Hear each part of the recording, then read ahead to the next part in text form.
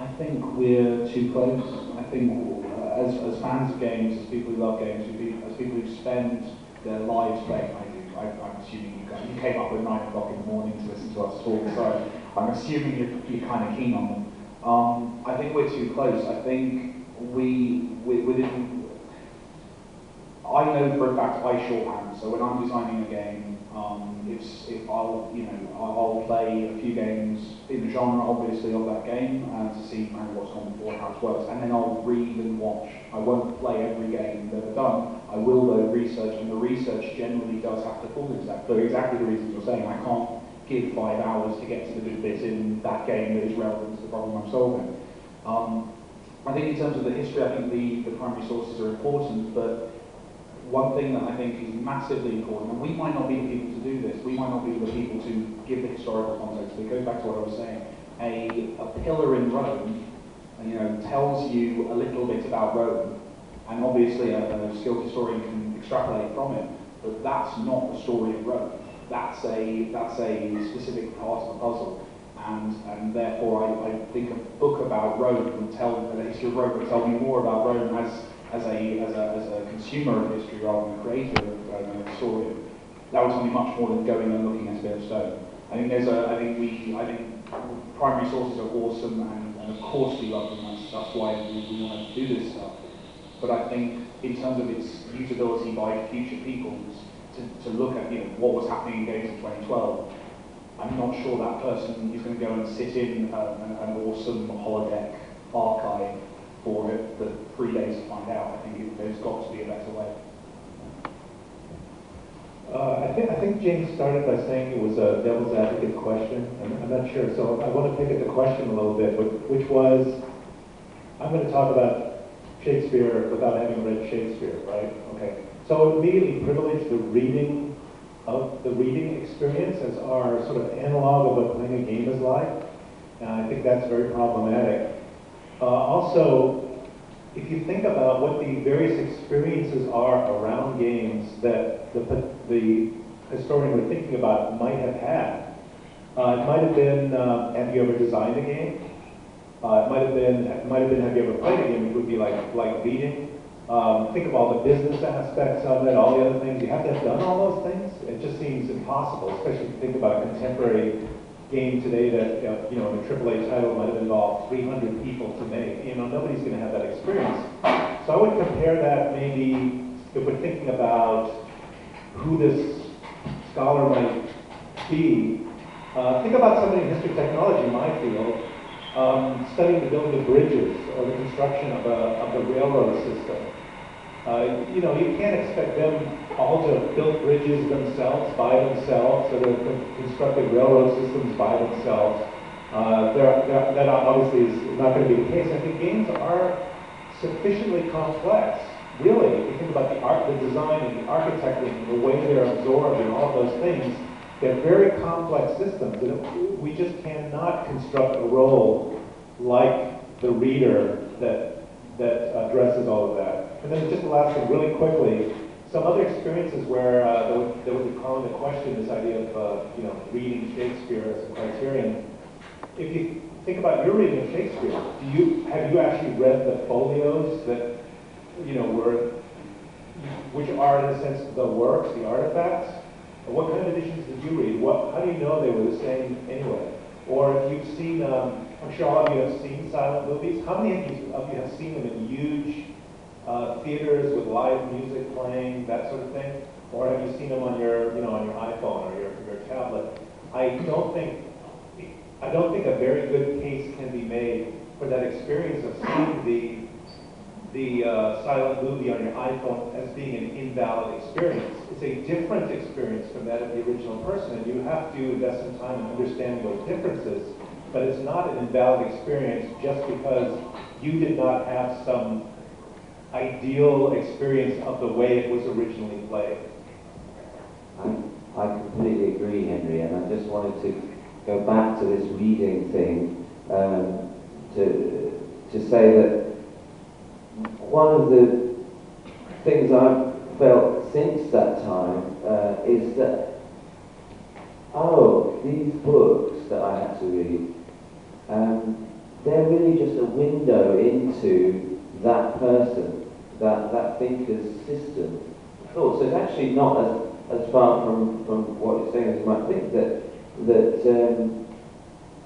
I still read some of those thinkers now, and just keep coming across different parts of their whole thing. And of course, they changed over time as well. So you read some early stuff, and finally, I'm like, okay, so I could never ever read that person. I can just touch bits of it, and so it's actually more like the road network stuff than a lot of people think.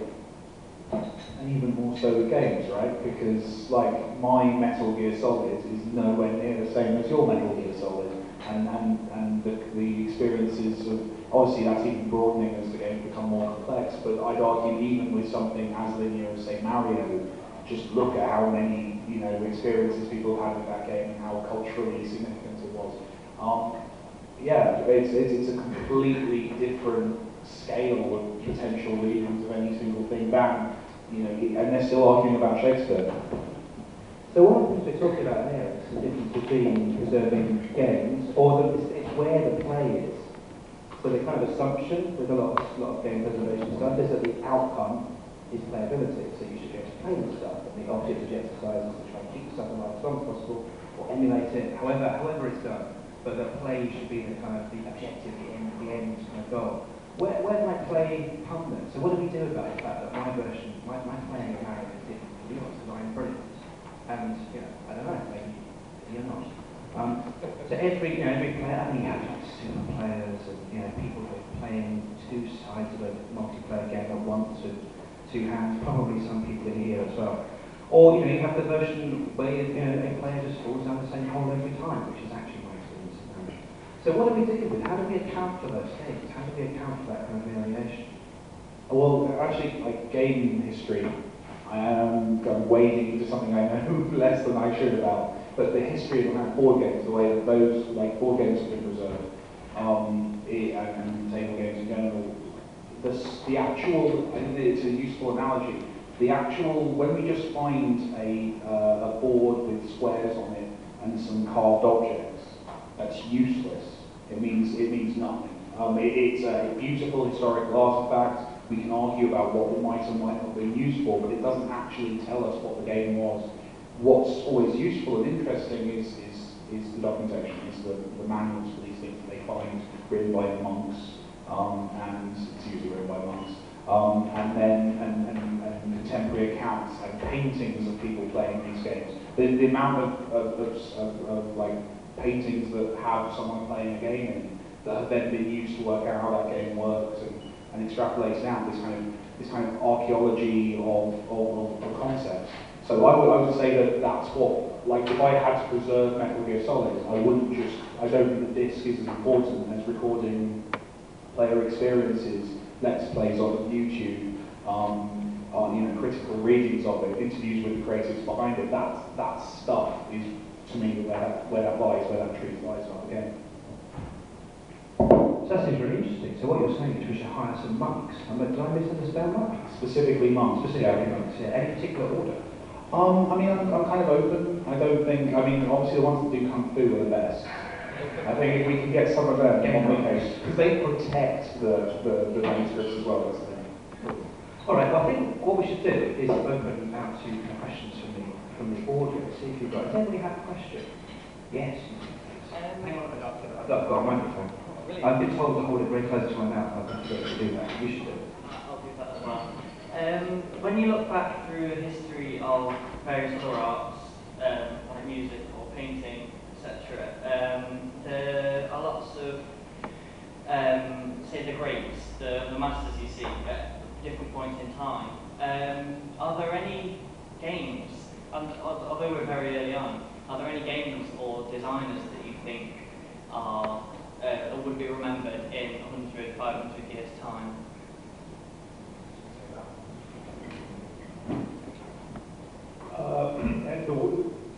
I do have one, just in my work.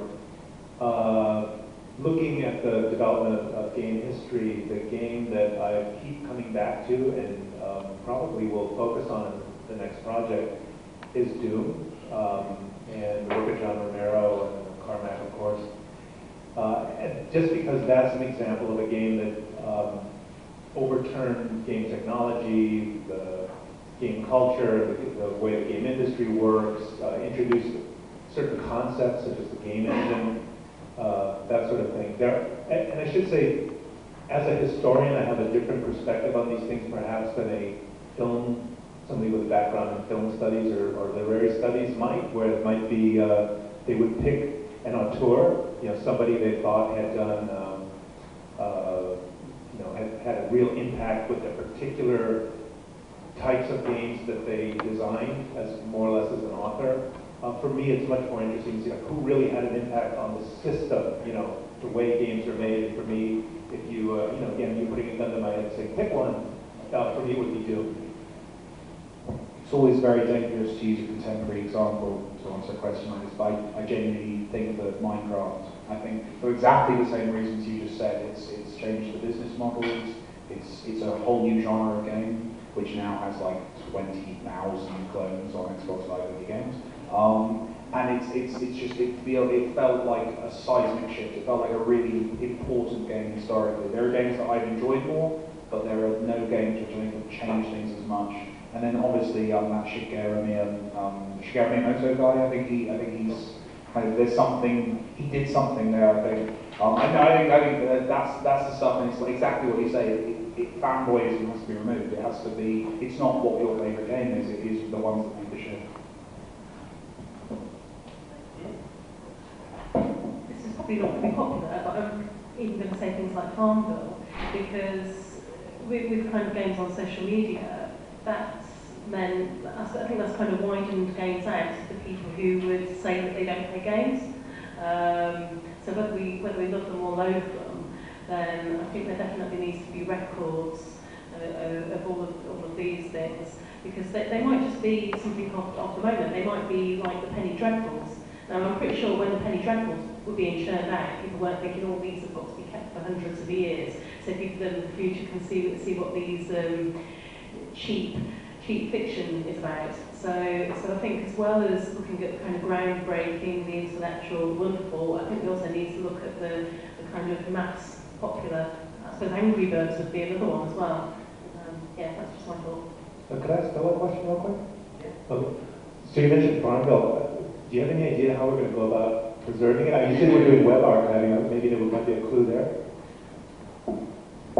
I'm not one of our technical guys, and I keep presenting problems to them all the time, because they keep saying, hey, can we do this? And they're like, no, Stella, not yet. They keep giving us the challenges, because it's best we keep thinking. I think even, I suppose it goes back to what I was saying about kind of recording stills.